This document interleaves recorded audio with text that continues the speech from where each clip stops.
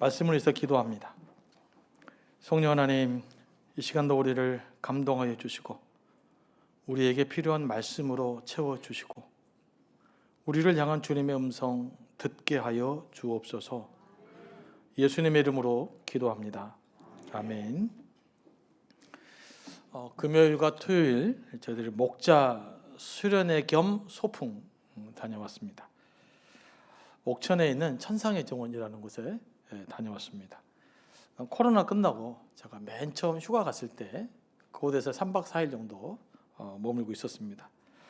근데 그곳이 너무 아름답더라고요. 너무 아름다워서 사실 제 아내에게 여기 목자들이랑 같이 왔으면 좋겠다. 그래서 저는 거기를 가려고 몇 번 계획했었는데 이제 3년 만에 다녀왔어요. 생각만큼 기대만큼은 날씨가 안 좋았어요. 날씨가 좋아야 되는데 비가 오고 그래가지고 그래도 우리 목자들이 너무 좋아하는 거예요.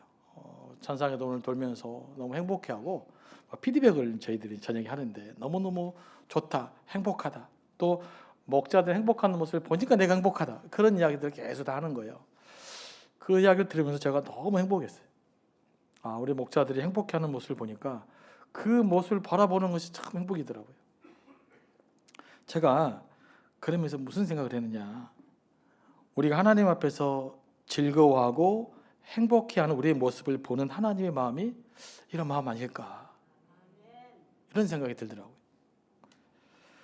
하나님을 기뻐하고 즐거워하는 것이 곧 하나님을 기쁘시게 드리는 일이라는 것을 새삼스럽게도 깨닫게 됐습니다.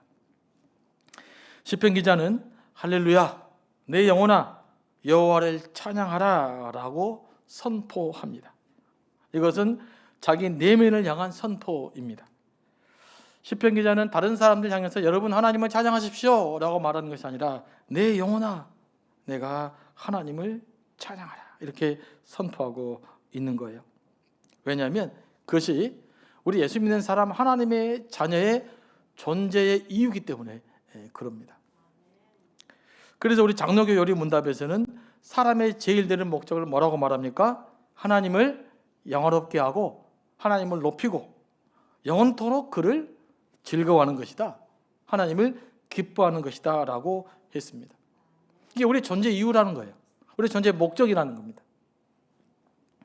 하나님은 찬양받기를 기뻐하시기 때문에 그렇습니다. 우리 이것을 잘 이해하려면 부모와 자녀를 생각해 보면 돼요. 여러분은 이제 유치원 아이가 있다고 생각해 봅시다. 6살짜리 아이인데 내가 집에서 부모나 아빠가 문 열고 딱 들어갔을 때 아빠, 엄마 그리고 안기는 게 좋겠습니까? 아니면 세상의 모든 권위를 짊어지고 한숨 팍팍 쉬면서 찡그리고 주여 그러면 좋겠습니까? 나를 보고 기뻐해 주면 좋잖아요. 일 끝나고 집에 딱 들어갔을 때 내가 일하는 보람을 어디서 느껴요? 아이가 엄마, 아빠라고 안길 때 내가 참 보람이 있다, 이런 거 느끼잖아요.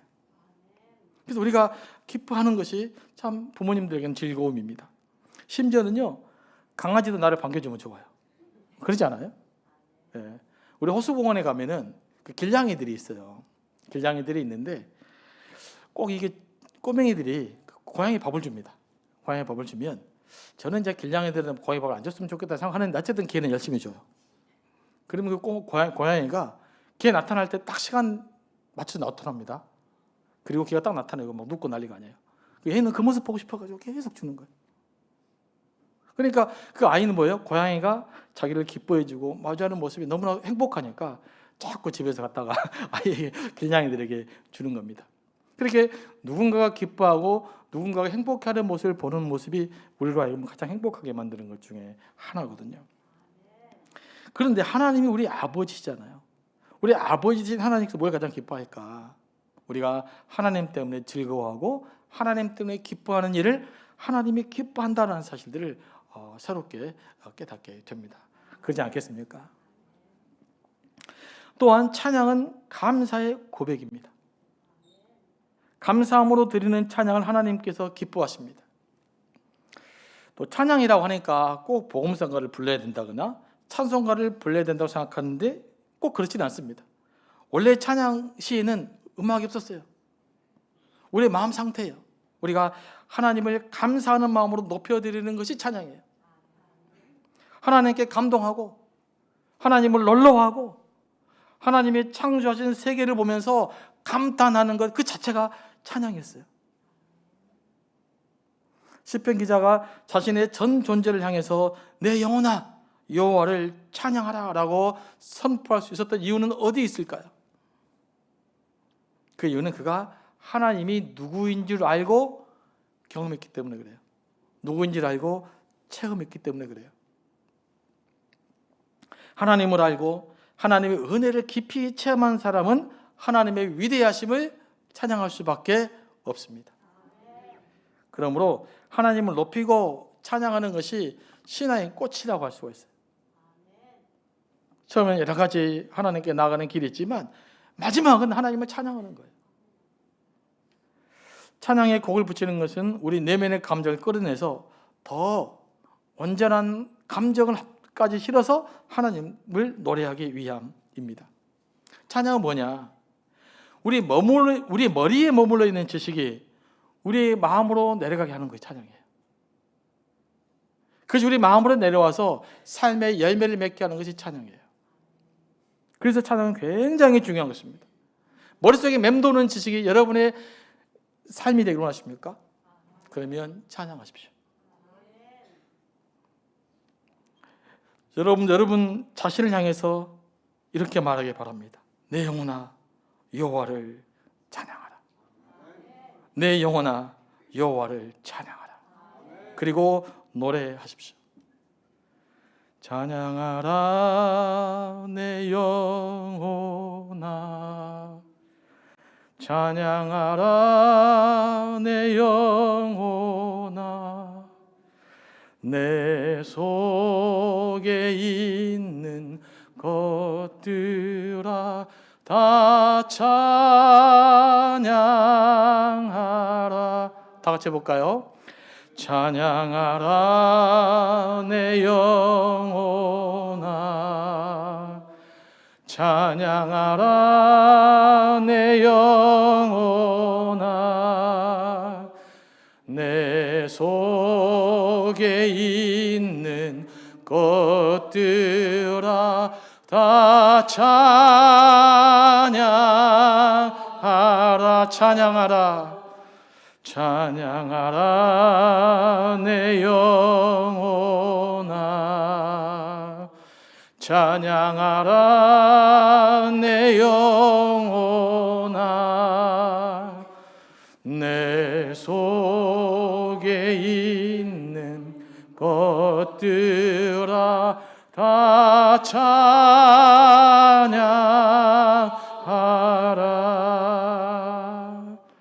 찬양하라 내 영혼아 찬양하라 내 영혼아 내 속에 있는 것들아 다 찬양하라.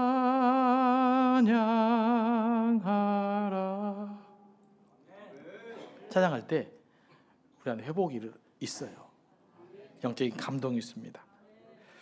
하나님을 갈망하는 사람이 찬양할 수 있고 하나님을 찬양하게 되면 하나님을 갈망하게 됩니다. 마음과 입술은요 상당히 밀접한 관계가 있어요. 마음으로 믿어지면 입술로 고백이 되고 입술로 고백하면 마음이 움직입니다. 여러분 사랑한다는 말은요 진심으로 말하면 100번 들어도 좋아요. 그러지 않습니까? 여러분 정말로 사랑하는 사람들에게는요 선물만 딱 주면 안 돼요.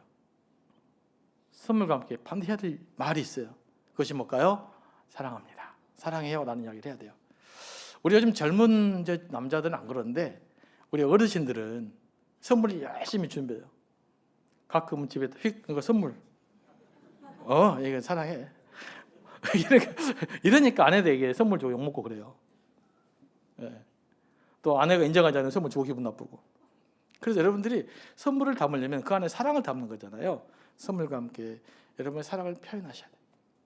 이게 정말로 감동스러운 선물이 되는 겁니다. 하나님과 우리와 관계도 마찬가지예요. 우리가 하나님 위해서 봉사만 한다고 되는 것이 아니에요. 일 헌신만 한다고 되는 것이 아니에요. 헌신과 함께 주님 사랑합니다라는 찬양의 고백이 곁들여져야 돼요. 그게 진짜 아름다운 헌신이 되는 거예요. 그게 진짜 봉사가 되는 겁니다. 여러분, 마음이 움직이지 않으시면 입술로 먼저 고백하시기 바랍니다. 찬양해 보시기 바랍니다. 그러면 하나님의 역사가 우리 가운데 임할 줄로 믿습니다. 제가 이제 종종 이런 상담을 받아요. 이제 담임 목사하면서부터 이런 상담 많이 받았던 것 같아요. 미국에서부터. 가끔씩 보통 열심히 일했던 분이에요. 제가 목사님, 제가 젊을 때 굉장히 열심히 일했어요. 우리 교회 막 부흥하는데 열심히 헌신을 다 했어요. 그런데 요즘은 이상하게 기도도 안 되고 말씀 들어서 감동도 없고 좀 마음이 다친 것 같습니다. 그러면 어떻게 해야 좋을까요? 제가 처음에는 제가 어떻게 합니까? 그러다가 또 그러면 안 되잖아요. 그래서 이제 고민을 좀 해봤어요. 무엇이 답일까? 저에게 여러분에게 직접 이 말을 들은 분들이 몇 분 계시는데 하나님을 찬양하십시오. 입술로 찬양하십시오. 큰 소리로 하나님을 찬양하십시오. 때로는 읊조리듯 하나님을 찬양하십시오. 언제까지요? 마음에 감동이 올 때까지 찬양하십시오. 그럼 얼마나 오래 찬양해야 될까요? 여러분의 감동이 올 때까지 찬양하시면 됩니다. 그리고 하나님께 감사하십시오. 근데 실제로 이렇게 찬양을 하잖아요? 그럼 진짜로 회복이 돼요. 여러분, 영적인 그 답답함이라든지 건조함이라든지 그런 게 있잖아요. 그걸 회복하기를 원하시면 하나님께 찬양을 회복하시기 바랍니다. 찬양하십시오.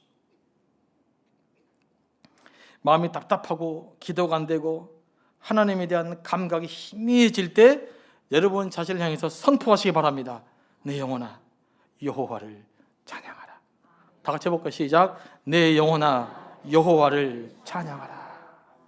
아멘. 이렇게 자기를 향해서 계속 외쳐보시기 바랍니다. 그러면 뭔가 막 꿈틀거리는 것들이 여러분들이 느끼셨을 거예요. 여러분, 신앙은요 머릿속에 갖고 있는 재미가 없어요. 막 이 가슴이 와닿고 막 이렇게 꿈틀거리는 그런 에너지가 있어야 돼요. 그래야 예수 믿는 게 막 기쁘지 않고 행복한 거거든요. 자, 그럼 다시 한번 찬양 한번 더 해볼까요? 시작. 찬양하라 내 영혼아 찬양하라 내 영혼아 내 속에 있는 것들아 다 찬양하라 찬양하라 찬양하라 내 영혼아 찬양하라 내 영혼아 내 속에 있는 것들아 다 찬양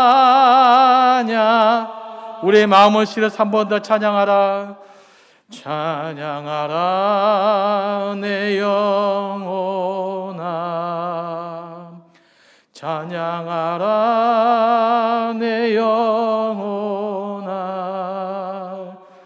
내 속에 있는 것들아 다 찬양하라. 자기만 들리는 목소리로 찬양하라 내 영혼아 찬양하라 내 영혼아 내 속에 있는 것들아 다 찬양하라.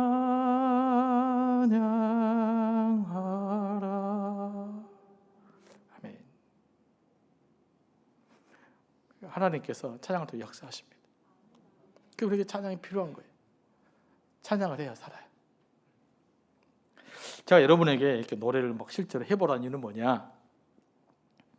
시편 기자의 노래가 찬양이 얼마나 실제로 우리에게 힘이 있는지를 여러분에게 보여주기 위함이에요. 해보니까 되잖아요. 찬양은 머릿속에 있는 것이 아니라 제가 머리의 지식으로 여러분에게 이야기하고 싶은 것이 아니라 실제로 찬양을 했더니 이렇게 위로와 경험이 있는데 여러분이 경험해 보시라고요. 맛을 보시라고요. 그래서 찬양하시라고요. 저도 오기 전에 찬양 막 불렀어요. 막 감동이 넘칠 때까지. 해보니까 너무 좋아요. 여러분에게 함께 하는 겁니다. 여러분 해보니까 좋잖아요. 그래서 여러분들 어떤 마음의 어려움들 또 힘든 일들이 있으시면 찬양하시기 바랍니다. 자, 2절 말씀 다 같이 한번 읽어볼까요? 시작.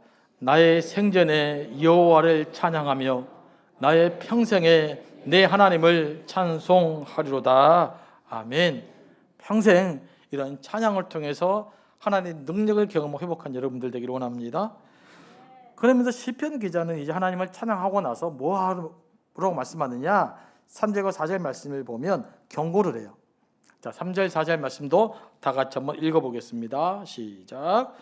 귀인들을 의지하지 말며 도울 힘이 없는 인생도 의지하지 말지니 그의 호흡이 끊어지면 흙으로 돌아가서 그날에 그의 생각이 소멸하리로다. 아멘. 뭘 말씀하고 있습니까? 귀인들, 당시 표현하면 귀족들, 우리로 말하면 권력이 있고 돈 있는 사람들을 의지하지 말라라고 경고하고 있어요.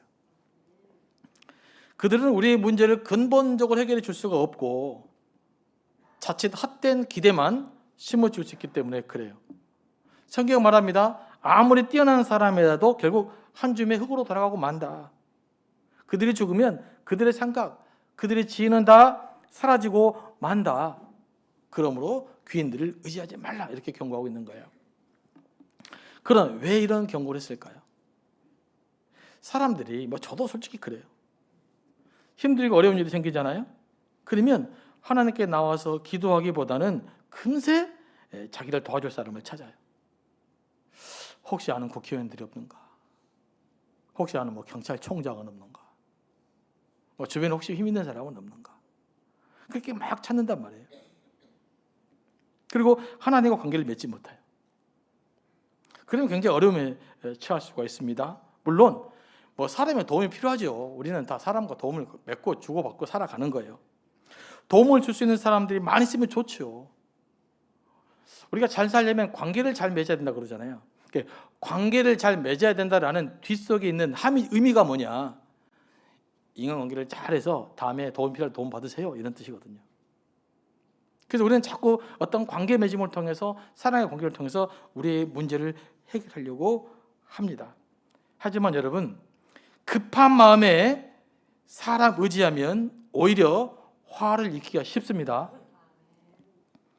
여러분 무분별하게 사람 의지하다가 정말 수렁에 빠진 사람들이 너무너무 많아요.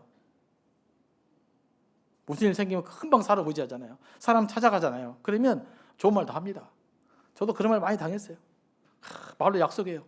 약속 믿고 살아요. 그날 갔다가 내가 언제 그랬냐. 그러면 이제 괜히 말했다가 상처받고 배신감 갖고 막 그러잖아요. 그래서 사람을 무분별하게 의지하면 정말 어려움 많이 당합니다. 제가 미국에서 이런 이야기 하면 좀 그런데 사신 분도 있으니까 미국 이민자들이 무슨 일 많이 당하느냐. 참 사기를 많이 당해요.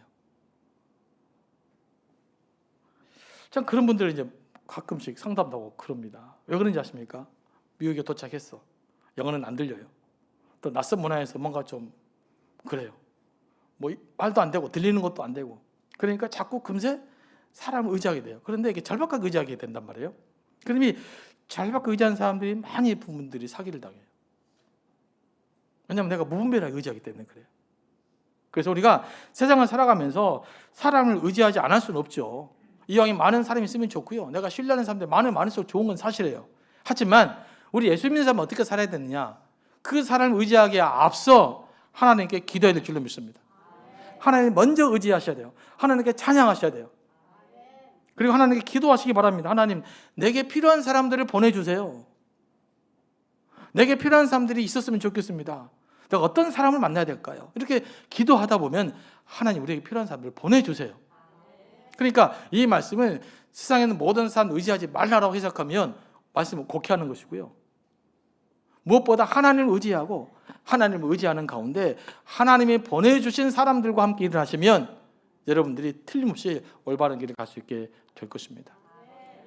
그래서 오늘 시편 기자는 귀인들을 의지하지 말라라고 이야기한 거예요. 여러분, 정말로 중요한 문제를 잘 해결하고 싶습니까? 서두르지 않고 무면하지 않고 제대로 일을 처리하고 싶습니까?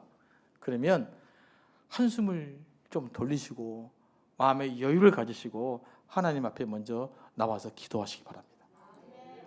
찬양하면서 지혜를 달라고 간구하십시오.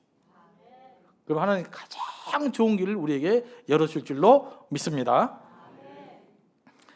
또 시편 기자가 하나님을 찬양하라고 외친 것은요, 책상 머리에서 외친 것이 아니에요. 이스라엘 역사를 돌아보면서 이 땅에 나타난 살아계신 하나님의 역사와 기적을 묵상하면서 외친 신앙 고백이에요. 그냥 감정적 언어가 아니란 말이에요. 시편의 모든 찬양은 그래요. 6절 말씀에서 시편 기자는 이렇게 고백합니다. 여호와는 천지와 바다와 그 중에 만물을 지으시며 영원히 진실하심을 지키시며, 이렇게 되어 있어요. 이 구절에서 시편 기자는 두 가지를 강조하고 있는데, 첫째는 천지를 창조하시고 만물을 지키시는 하나님을 찬양합니다. 요즘은 가을이라 주변 환경이 아름답습니다. 그제 우리 권사님들이랑 어제도 차 타고 오는데 창문을 열고 막 어머 박수 쳐가면서 감성을 많이 하더라고요. 막 단풍이 아름답다고. 그 단풍 속에서 하나님의 창조 손길을 느끼면서 감동하는 것 자체가 찬양이 되니까요. 찬양하세요. 여러분, 하나님은 천지를 만드신 창조주이십니다. 이것을 믿으십니까? 네.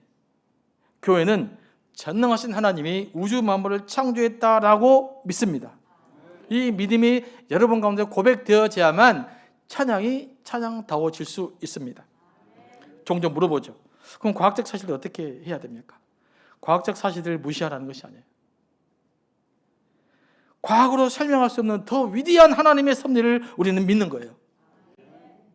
감히 과학이 도달할 수 없는 진정한 하나님의 위대한 섭리 앞에 우리가 무릎을 꿇고 겸손하게 주님을 찬양하는 것, 이것이 우리가 해야 될 일인 줄로 믿습니다. 이 믿음을 하나님을 찬양하며 나아가면 놀라운 역사가 우리 가운데 일어나게 될 거예요. 둘째로 시편 기자는 영원히 진실한 하나님을 찬양합니다. 하나님은 언제나 진실하십니다. 여기서 진실하다는 말은 말에 거짓과 속임수가 없다는 말이고요. 또 하나는 사람을 대할 때 공정하고 정의롭다는 뜻이에요. 이게 하나님의 진실하다라는 뜻을 의미할 때 갖는 의미입니다. 원래 진리실이라는 말은 아멘이라는 어근에서 나온 단어예요. 그러니까 하나님이 하시는 일에는 어느 것 하나 아멘하지 않을 수 없습니다. 그래서 아멘을 한 거거든요. 그 아멘에서 진실하다라는 뜻이 나온 거예요. 그러니까 하나님은 모든 면에서 믿을 만한 분입니다. 아멘. 이 아멘이 진실함이에요. 진실함이 아멘에서 나온 단어라면 그 진실함은 하나님과 분리될 수가 없다는 거예요. 하나님 없는 진실함은 불가능하다는 말입니다. 믿으십니까? 네. 세상에서 아무리 정직한 사람도 하나님 없이는 이건 진실하다 할 수 없는 거예요. 그래서 독일에서 20세기 가장 존경받는 신학자가 보네퍼라는 신학자예요. 그 보네퍼가 기독교 윤리를 다루면서 이렇게 말해요. 인간의 양심이 항상 선하고 진실한 것은 아니다. 인간의 양심이 법리적 선의 기준이 될 수 없다라고 말해요. 왜냐하면 인간의 양심은 자기가 속한 문화의 영향을 받는다는 거죠. 그러니까 어떤 행위가 대한민국에서는 찬성된 좋은 선한 행위지만 이 행위가 다른 곳에서는 악한 행위가 될 수도 있다는 것입니다.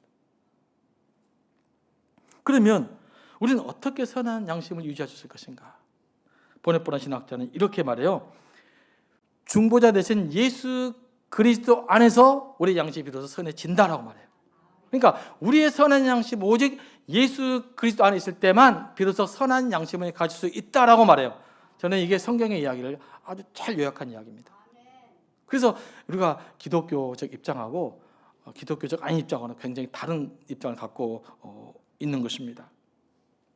예수가 빠지면 우리의 양심은 육적인 양심이 되는 거예요. 그래서 성경은 여러분의 양심에 귀를 기울이십시오라고 말하잖아요. 성경 뭐라고 말합니까? 하나님의 말씀에 귀를 기울이십시오라고 말해요. 왜냐하면 우리의 삶의 기준은 우리의 양심이 아니라 하나님의 말씀이 기준이라는 것이에요. 예수께서 제자들에게 선한 열매를 맺으려면, 선한 열매잖아요, 어떻게 되느냐? 제자들에게 말씀합니다. 어떻게 말해요? 도덕적으로 열심히 살아라, 뭘 지켜라, 그렇게 말하지 않아요. 내 안에 거하라고 말해요. 그러니까 우리가 어떻게 하나님의 선한 열매를 맺을 수 있는가? 내가 예수 그리스도 안에 거하시면 그분이 나를 통해서 선한 열매를 맺어가는 겁니다. 이게 성경적 선함의 열매예요.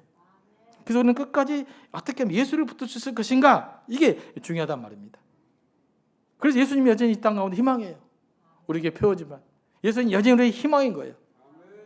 예수님만 진정한 선한 길을 우리에게 비추셨기 때문에 그럽니다.